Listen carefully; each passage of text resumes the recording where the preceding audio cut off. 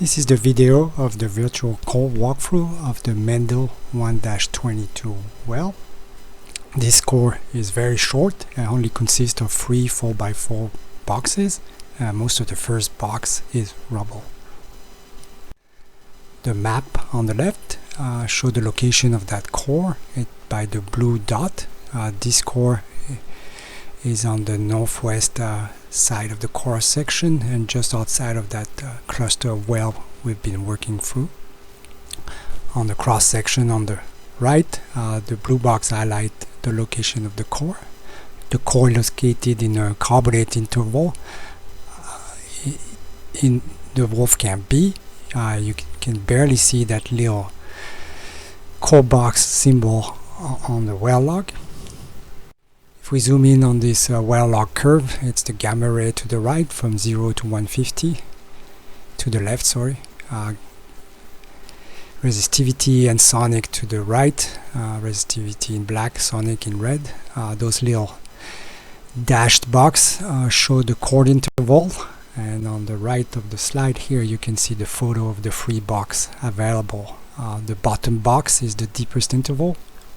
It's mostly rubble and a few pieces of carbonate conglomerates, and then the two upper box correspond to that clean low gamma ray right at the top here. That carbonate dominated interval that has a low gamma ray, high resistivity, low sonic continue for quite a bit. We just only have a little piece of core here. So if we look at those few boxes, the bottom interval, it's matrix supported carbonate conglomerate. The matrix is a CLT carbonate with quite a bit of quartz, fine-grained quartz in it.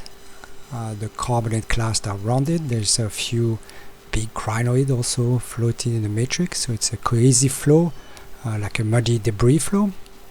And then we jump to that clean gamma ray on the top of the core interval, and then here we see those two box, 6 feet of massive crinoid fusillinid grain-dominated packstone to grainstone, very similar to what we see in the other cores. It's a clean, high concentration gravity flow deposit, and it's just only 2 box. So if we go back to the gamma ray here, the debris flow at the base could be the initial precursor of the flow, and then that clean carbonate grainstone to packstone at the top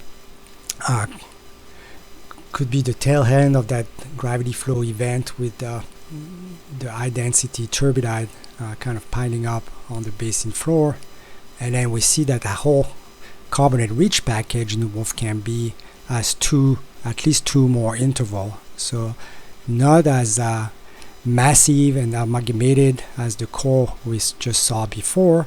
A little bit more serrated gamma ray, but the facies are similar. So either we on the fringe of a fan or we on the side of a channelized deposit.